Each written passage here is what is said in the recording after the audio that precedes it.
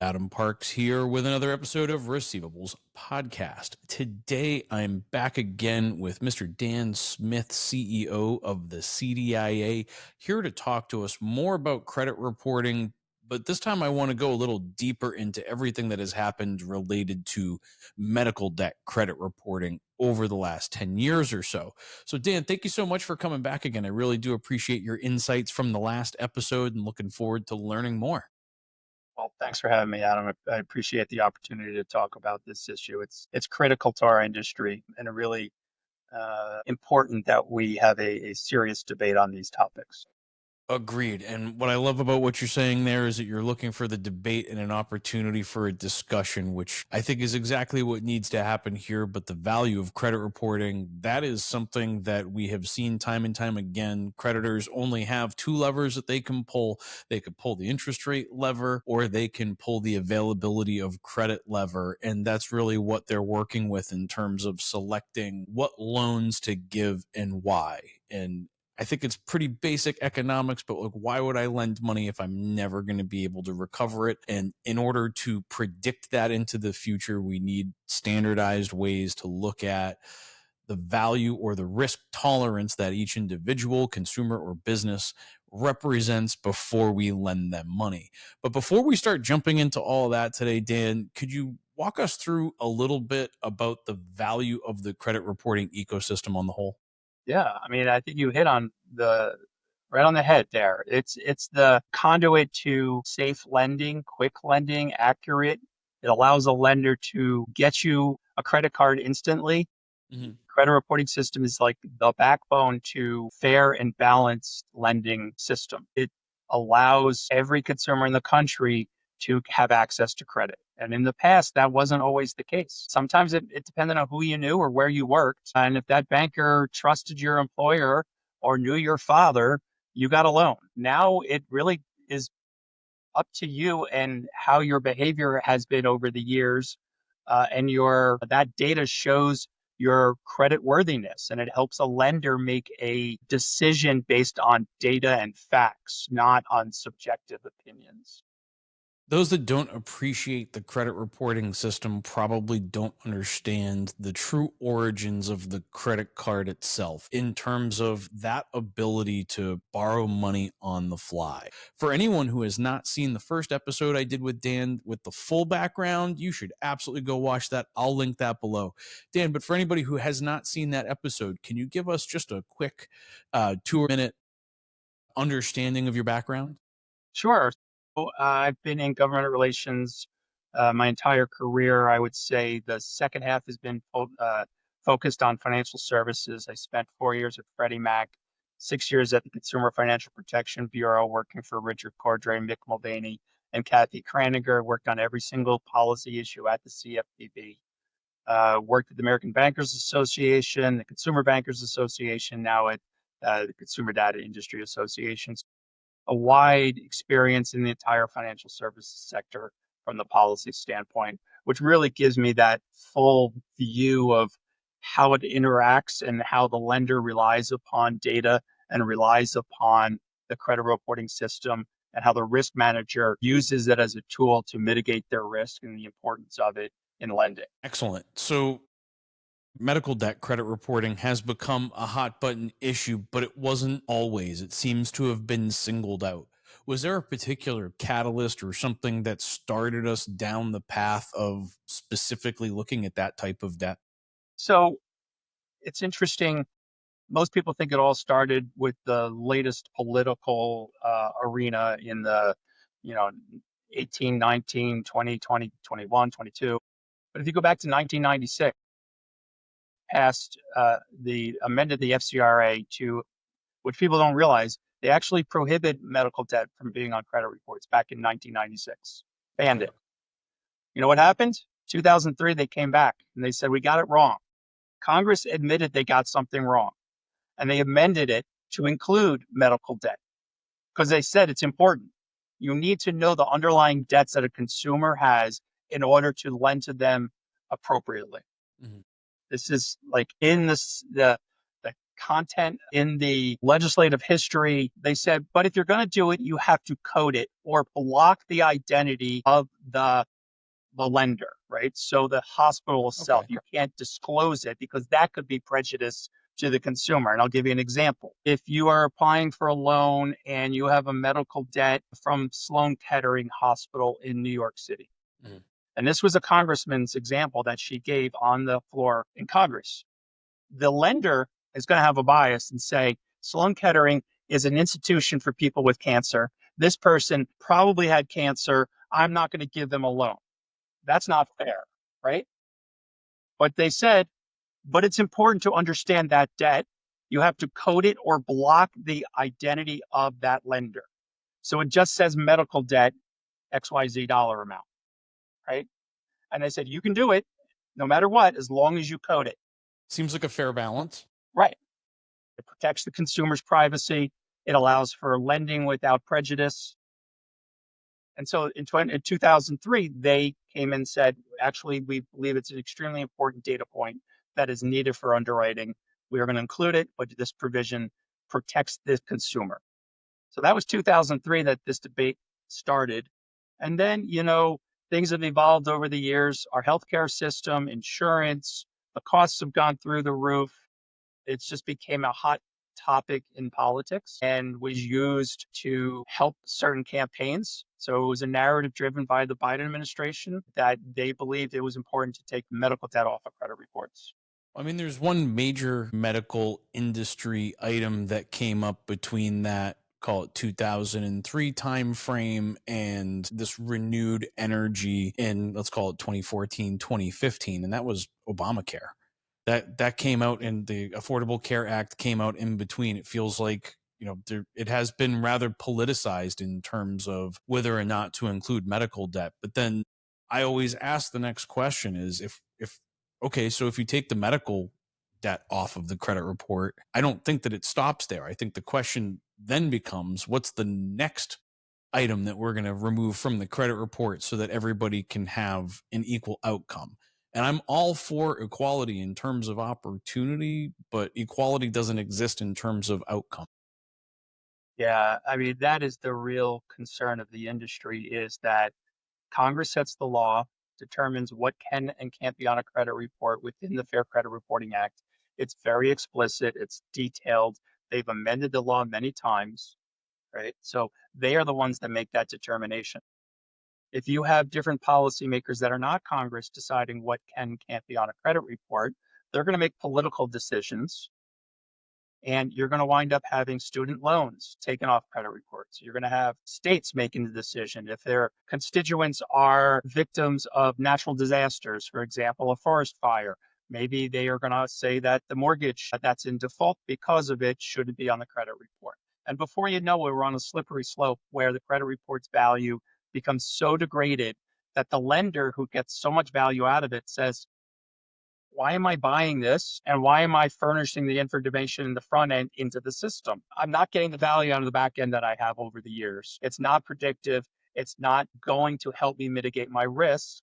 So I'm going to stop furnishing the information. And now what is known as the best credit reporting system in the world Mhm. overnight becomes degraded, less value, and potentially risk of complete failure. And where does the lender decide on how they are going to lend to somebody? Great question. I don't know the answer to that. They're going to have to do their due diligence on everything, right? Mhm. Right now, you can walk into an auto dealer and you can walk out with a $50,000, $60,000 car, and it takes maybe an hour or two. And most of that's because of the dealer himself, not the Not financing. the finance. Yeah. The financing's maybe 5 minutes of Yeah. actual like putting in the information and get a proposal. That would go away. They would have to be like come back to in 2 weeks. We may have an idea because we need pay stubs. We Mhm. need proof of employment. We need your IRS taxes, right? If you're self-employed, like that, it's a whole nother dynamic. And when you're talking about autos and, it's making autos, borrowing for a car sound a lot like borrowing for a house. And just to point out, those are both secured loans. So what would then the underwriting look like for credit cards and other loans in the unsecured space if we can't trust the credit report? as you mentioned earlier, the interest rate's going to go way up. The amount of credit you get is a lot less. Those that get it are a lot less. The subprime, you might as well forget about it. They're not going to take that risk. They're already the riskiest borrowers. They're gonna focus on the super prime and the prime, right? And you're going to cut out a large segment of the market. The It's the lenders aren't going to unintended consequence. lenders aren't going to give money to people who can't pay it back, and if they can't Yes. determine, then they're not going to give it to them either. Like Because they only have two levers: charge more for the money if you think you might be able to get it back, or don't lend it at all if you don't think that you're going to see that capital again. That's right, and they'll do both, Mm.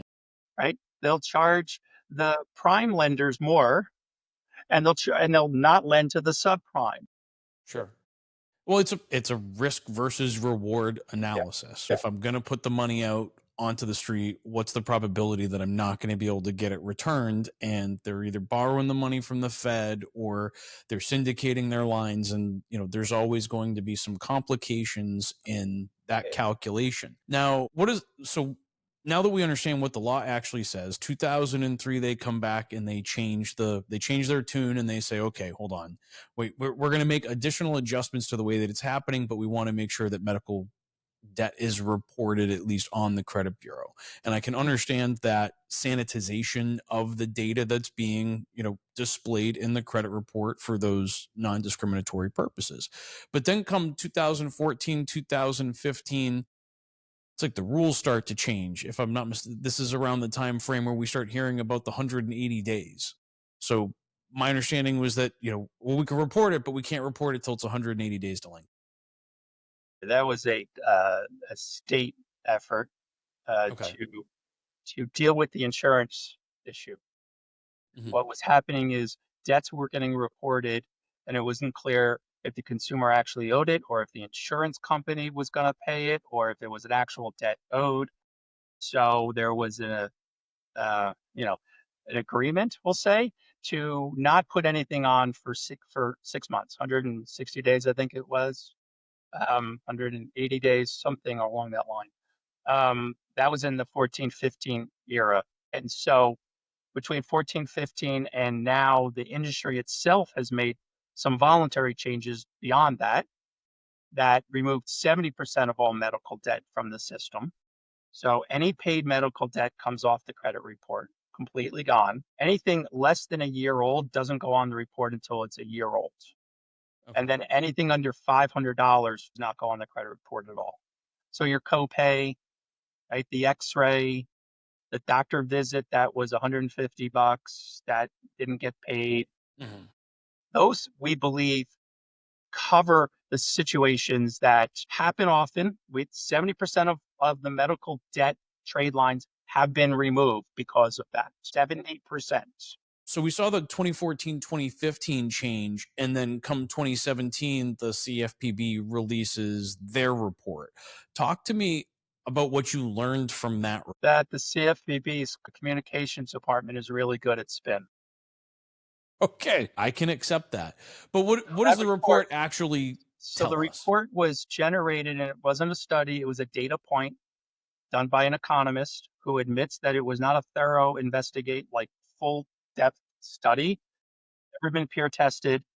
You don't get you can't actually look at the underlying data or how they went about it. So that's one thing, is why not? Challenging.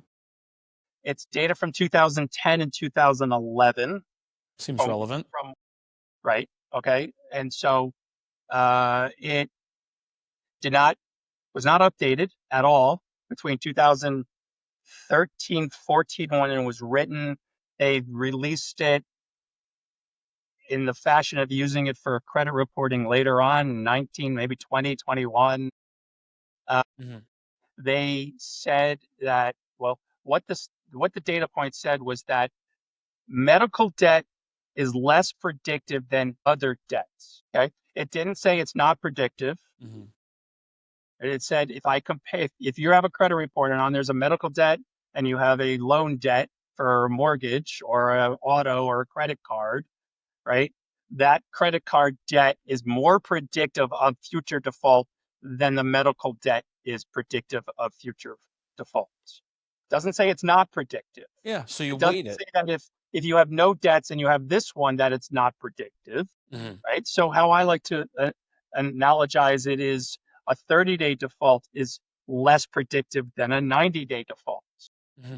Every data point on the credit report has a different degree of predictability. Hmm. It doesn't mean there's not value to it. So they just went with the argument that it shouldn't be on there because it's less predictive. Now, their data from 10 and 11 did not include any of the updated changes that were voluntarily made by the industry. So between 14, 15, 18, 19, 20, 21, 70% of all the medical debt came off. Nothing under $500. Their study at minimum should have looked at that piece. Now this is what's left on the report. 15 million consumers, $48 million in debt, I think it is, if I got my numbers right, right? Okay, they should have said, we're going to redo the test. We're going to redo this study data point with the current business practices Hmm. and see what the predictability is. They didn't even do that. So, like, Well, it's completely flawed and useless information in my mind. Like, apples to apples usually is a pretty common theme. This is like apples to gorillas. Like, yeah. I don't get it. Yeah, well, the math definitely does not match up when you're taking old data that doesn't include all of the changes that have happened. And when we talk about more and less predictive, I mean, that's an opportunity for waiting because no two organizations use exactly the same underwriting standard, And it's right? up to the lender to decide how much criteria they want to put on medical debt. There's plenty of lenders out there that don't use medical debt in the credit report as part of their rationale for lending. That is their choice. They're the ones extending the loan. Mhm. They decide, unless there's a GSE or a government sponsored loan or something where the government sets the criteria, right? But it's really their decision. They need the data. We provide the data, they make the decision and the rationale based on it. But it's not. They're not just using a standard score, right? Like it's not like we all use the FICO score to make this decision. My understanding is that all of the lenders basically have customized their own scoring models, their own weighting based on the types of products that they're actually lending on, the types of consumers that they're lending to. Help me understand how deep that really goes. So the whole scoring thing is fascinating, and there's different kinds. There's the consumer score that you see, right, which is based on your full report, and then there's the lender scores. There's FICO and there's Vantage Score, right? Within that, a lender can go to FICO and say, "Listen, I have a specialty product that I want, and I want these characteristics. I want it weighted that way, and I want this data factored into the algorithm." Right, to give me a score based on what criteria I want. Mm. Right. That doesn't mean that they don't buy the standard FICO classic, Mhm. right? If you're doing an auto loan or doing a credit card, they understand that model. They say that's the model I want to use based on that number. I know my risk tolerance. I'm going to lend somebody. That's why a credit card happens like that, Mhm. right? They have trust in that system. But that doesn't mean they can't say, listen, I'm going to start doing, consumer loans and I want to go to a population that is moderate to low income and I want to expand access to credit and I want to take these factors and I want to do a test and I don't want your just basic score. I want to modify it. And here's how I want to have a conversation with you to generate a different score. So there's tons of different scores in different ways, right? What doesn't change and shouldn't change is the underlying data. Data is critical to this, and the more data, the better. Agreed. The more information into one of these calculations, the more accurate it can ultimately become. And now, as we look at the challenges that the credit reporting has faced in this regard, we went from this report, the industry takes its own actions, right, to try and alleviate this. And now we start moving into the Chopra years, really a little bit deeper here, and start seeing that the federal government tries their hand at it. It's not as successful, I guess, as they would like to completely remove it. So they empower the states, and now we've got a Well, I think we should cover the lawsuit because I mean, we let's go back, talked about please. the lawsuit. So in 23, the fall of 23, CFPB started rulemaking in the Fair Credit Reporting Act. In the spring of that year, they put out a notice of proposed rulemaking on medical debt, right? Mhm. Where it was just medical debt, where earlier they were talked about a whole bunch of stuff. The actual proposal was just medical debt. They later on did a notice of proposed rulemaking on data brokers, but we can put that aside for another podcast, another date. We have to come back to that one. We'll come back to that one. So in the spring of 24, they put out a medical debt rule. January of 25, January 11th, I think it was, they finalized the rule after the election, and we immediately took action and filed lawsuit in the North Texas District, also known as the Fifth Circuit, which includes Texas, based on the fact that the CFPB had no legal authority to do what they did. They said CRA can't put it on the credit report and the lender can't use it for underwriting. Completely contradicts the statute. Statute says you can do it as long as it's coded. No prohibition on the CRA on what they can and can't put on a credit report. They just said if you put it on there, it must be coded. So we immediately felt that we had to protect the system because if the CFPB today decides medical debt shouldn't be on there, tomorrow they're going to decide student loans shouldn't be on there. And we're in a really bad situation. If you are a lender and you're working around the country, how do you balance and understand what a 750 looks like on a credit score when you know there's a possibility a substantial amount of data doesn't exist on the report? So I have no idea whether or not you have medical or student loans at this point. And so I go, it's a 750. What does a 750 mean anymore? Mm-hmm. Right? It means something different if you're in Connecticut versus California, or Florida versus California. And so a lender is going to be so confused, they're not going to know what to do. So in order to have a national system that functions for all consumers, it was important for us to file that suit and say you can't just make up the law, right? A regulator is accountable to Congress. That's the way it works. Congress wrote a clear statute. The regulator ignored the entire thing and rewrote it. The court back in July 10th ruled in our favor on all counts, said like they clearly don't have legal authority across the board.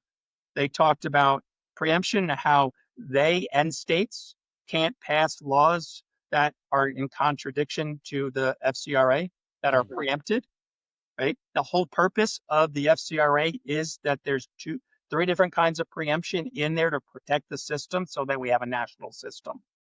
The two biggest ones are conflict. So the federal law says this and the state passes a law that says that, and they're a conflict, the federal preemptions. And there's a subject matter that says very clear that a state can't pass a law that says what can or can't be on a credit report, the subject matter of the report.